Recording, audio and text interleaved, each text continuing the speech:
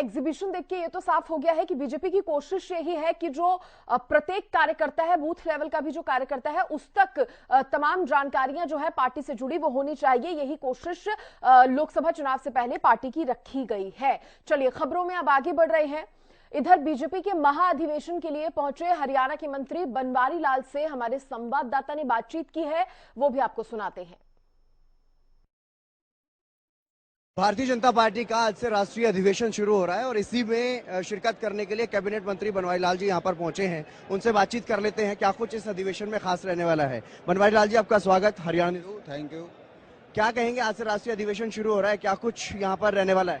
देखो, लोकसभा चुनाव से पहले पार्टी का राष्ट्रीय अधिवेशन होना एक अपने आप में बहुत महत्व रखता है और आज जिस तरह से हमारे को केंद्रीय नेतृत्व से दिशा निर्देश मिलेंगे, जिस तरह का जोश कार्यकर्ताओं में भरा जाएगा, उसी जोश के और उसी दिशा निर्देश के तहत कार्यकर्ता मैदान में जाएगा।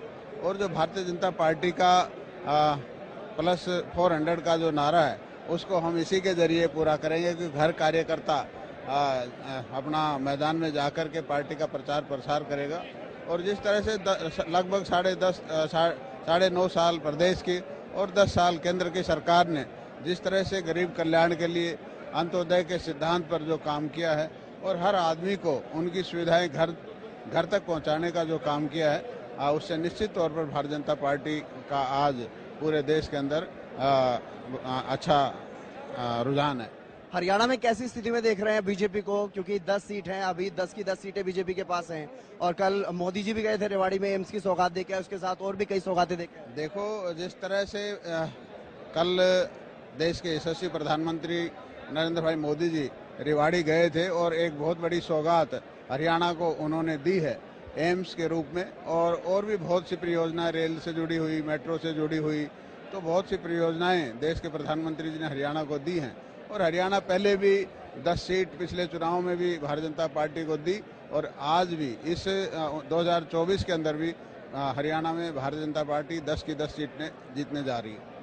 चलिए, बहुत शुक्रिया हमसे बातचीत करने के लिए। तो आपने सुना कैबिनेट मंत्री बनवारी लाल को 10 की 10 सीटें इस बार फिर से लोकसभा चुनाव में जीतने का दावा वो करते हुए नजर आए। कैमरामैन दिनेश के साथ मैं हितेंद्र, हरियाणा न्यूज, दिल्ली।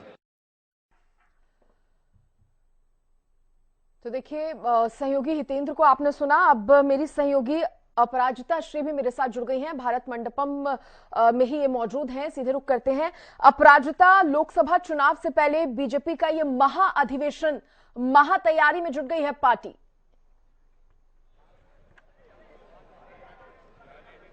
जी शिष्य, बिल्कुल जो पदाधिकारियों की बैठक है वो फिलहाल चल रही है। पीएम नरेंद्र मोदी सुबह आए थे, उन्होंने वो भी पदाधिकारियों की बैठक में मौजूद है। जेपी नड्डा की अध्यक्षता में ये बैठक हो रही है। बता दें कि इस बैठक में जेपी नड्डा का भाषण होगा, पीएम नरेंद्र मोदी का भी भाषण होगा। एजेंडा को लेकर, शिष्य एजेंडा को लेकर बातचीत होगी कि 2024 के लोकसभा चुनाव में क्या कुछ होना है, क्या कुछ एजेंडा लिया जाएगा। साथ ही इस बैठक में जो बीजेपी के स्टेट प्रेसिडेंट है वो मौजूद है, प्रभारी मौजूद है, तो उनसे जानकारी ली जाएगी कि लोकसभा चुनाव के मद्देनजर क्या कुछ तैयारियां वहां पे हो रही है, क्या कुछ तैयारियां हो चुकी है या क्या तैयारियां करनी है। तो पूरी तरीके से लोकसभा चुनाव को मद्देनजर रखते हुए ये सब कुछ जो यहाँ पे एजेंडा तय किया जाएगा। अब बात करें अगर तो 3 बजे ये उसके बाद बैठक खत्म हो जाएगी 2 बजे और 3 बजे तो महाअधिवेशन की बैठक शुरू होगी। तो अगर हम उसकी बात करें तो 3:30 बजे, सृष्टि 3:30 बजे ध्वजारोपण होगा और फिर 4 बजे जो डिग्नेटरीज हैं उन्हें मंच पर वो आएंगे, दीप प्रज्वलित होगी, वंदे मातरम गाया जाएगा। उनकी जो साथ ही जो वीरेंद्र सचदेवा है, दिल्ली के प्रदेश अध्यक्ष, वो उनका भाषण होगा, वो स्वागत वेलकम स्पीच करेंगे। उसके बाद फिर जेपी नड्डा जो भारतीय जनता पार्टी के स्टेट नेशनल प्रेसिडेंट है, माफ कीजिएगा नेशनल प्रेसिडेंट है, उनकी स्पीच होगी। उसके बाद फिर शोक प्रस्ताव होगा, मतलब जो भी भारतीय जनता पार्टी के सीनियर लीडर्स जिनका निधन हो चुका है उनको श्रद्धांजलि दी जाएगी। ये सब कुछ होने वाला है। फिर थोड़ा ब्रेक होगा अल्पाहार के लिए थोड़ी सी ब्रेक होगी। और दो प्रस्ताव की हमने बात की थी कि जो ये जो अधिवेशन है उसमें 2 प्रस्ताव लाए जाएंगे, एक राजनीति को लेकर, दूसरी इकोनॉमी को लेकर बातचीत होगी। 2 प्रस्ताव लाए जाएंगे, तो उसमें से एक प्रस्ताव आज होंगे और दूसरा प्रस्ताव कल लाया जाएगा। तो आज कौन सा प्रस्ताव होगा ये हमें आगे मालूम पड़ेगा जब बैठक शुरू होगी। तो आज एक प्रस्ताव लाए जाएंगे, उसके बाद फिर पीपीटी वीडियोग्राफी के थ्रू दिखाया जाएगा कि क्या कुछ जो भारतीय जनता पार्टी की जो भी नीतियां हैं इन सब चीजों को लेकर, जैसे गांव चलो, ये सब जो भारतीय जनता पार्टी चला रही है, साथ ही जो यंग वोटर्स को लेकर के उन्होंने किया था, हमने देखा था किस तरह से, तो उन सब चीजों को लेकर के पीपीटी में दिखाया जाएगा। साथ ही में उसके बाद भोजन होंगी और रात को ये कल्चरल प्रोग्राम किया जाएगा। तो ये सब चीजें होने वाली है आज इस अधिवेशन के प्रोग्राम में, ये सब कार्यक्रम में होने वाला है। तो अभी पदाधिकारियों की बैठक चल रही है, पीएम नरेंद्र मोदी मौजूद हैं। उससे पहले जेपी, जब ये पदाधिकारियों की बैठक शुरू हुई थी उससे पहले जी। अपराजिता, आपने 2 प्रस्तावों का यहाँ पर जिक्र किया, राजनीति पर और इकोनॉमी पर। इसके बारे में अगर थोड़ा विस्तार से बताएं, क्या कुछ इसमें इन प्रस्तावों में होगा?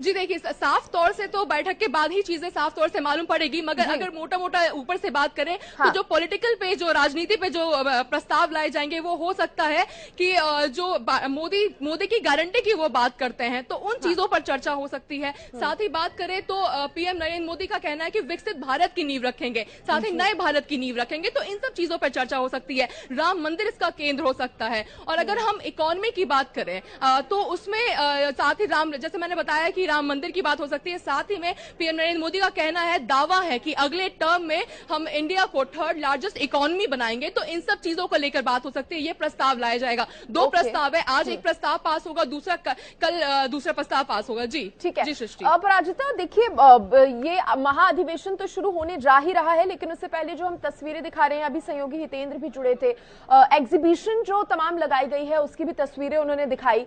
खुद पीएम मोदी इससे पहले पहुंचे थे, उन्होंने एग्जीबिशन का अवलोकन किया था।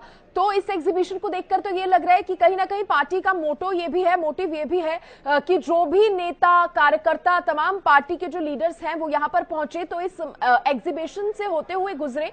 और एग्जीबिशन में जिस तरह से छोटी छोटी चीज पार्टी से जुड़ी बताई गई है, तो कहीं ना कहीं पार्टी चाहती है कि वो हर कार्यकर्ता को पता होना चाहिए, हर कार्यकर्ता जो है वो पार्टी की हर छोटी बात से उसको वाकिफ हो, उसको जानता हो। जी बिल्कुल सृष्टि, मैं आपको दिखा देती हूँ कि मेरे पीछे ही एग्जीबिशन एरिया है। जब प्रधानमंत्री नरेंद्र मोदी आए थे तो जेपी नड्डा ने, जो भारतीय जनता पार्टी के नेशनल प्रेसिडेंट है, वो उन्हें लेकर गए थे, एग्जीबिशन दिखाया था उन्हें। कल भारतीय जनता पार्टी के नेशनल प्रेसिडेंट जेपी नड्डा ने इसकी जो उद्घाटन है उस एग्जीबिशन की उन्होंने की थी। तो इस एग्जीबिशन में 12 विषयों पर यह केंद्रित किया गया, मतलब मोदी सरकार के कार्यकाल में जो भी कुछ काम हुए हैं मेजरली 12 विषयों पर, जैसे हो चंद्रयान हो गए, इसरो की जो अचीवमेंट्स हुई है उन चीजों पे, आर्टिकल 370 को लेकर चीजें बात हुई है। साथ ही में विमेन रिजर्वेशन बिल हो गया, फिर कोरोना के टाइम पे जो भी चीजें हुई थी, कोरोना वैक्सीन को लेकर, इन सब चीजों को, साथ में सबसे बड़ा राम मंदिर, रामलला की जो प्राण प्रतिष्ठा हुई है, इन सब चीजों का वर्णन है, इन सब चीजों को दिखाया गया है एग्जीबिशन में। साथ ही सारे 11,000 के करीब जो प्रतिनिधि हैं वो सब मौजूद होंगे इस बैठक में। तो इन सब, जी बिल्कुल, एग्जीबिशन एरिया खुला है। प्रधानमंत्री नरेंद्र मोदी आज आए थे, पहले उन्होंने वहां पर एग्जीबिशन देखा जेपी नड्डा के साथ, उसके बाद ही जो बैठक में वो गए हैं। तो ये सब कुछ हो रहा है। जी ठीक है अपराजिता, फिलहाल के लिए आपका शुक्रिया तमाम जानकारी देने के लिए। आगे भी आप नजर बनाए रखिए पूरी खबर पर, बैठक पर, अधिवेशन पर। फिलहाल के लिए धन्यवाद। तो बीजेपी की ये महाबैठक, महाअधिवेशन के साथ महा तैयारी जो है सामने आ रही है चुनाव से पहले, चुनाव को लेकर। और लगातार जो पार्टी में लीडर्स हैं उनके पहुंचने का सिलसिला जारी है। एक बैठक जो चल रही है, प्रधानमंत्री नरेंद्र मोदी, अमित शाह, जेपी नड्डा, राजनाथ सिंह इस बैठक में मौजूद हैं। देखिए मकसद यही है कि लोकसभा चुनाव के लिए पार्टी के हर कार्यकर्ता को तैयार करना है, मजबूती प्रदान करनी है। पार्टी किन किन कहा जा सकता है मुद्दे पर, पार्टी लाइन क्या रहने वाली है चुनाव को लेकर, इस पर विचार करना है। जैसा कि मेरी सहयोगी अपराजिता ने जानकारी भी दी कि राजनीति और इकोनॉमी ये 2 एक महत्वपूर्ण पॉइंट्स हैं, मुद्दे हैं जिन पर प्रस्ताव भी लाया जाएगा। तो पूरी प्लानिंग के साथ बीजेपी ने ये महाअधिवेशन की जो है शुरुआत कर दी है।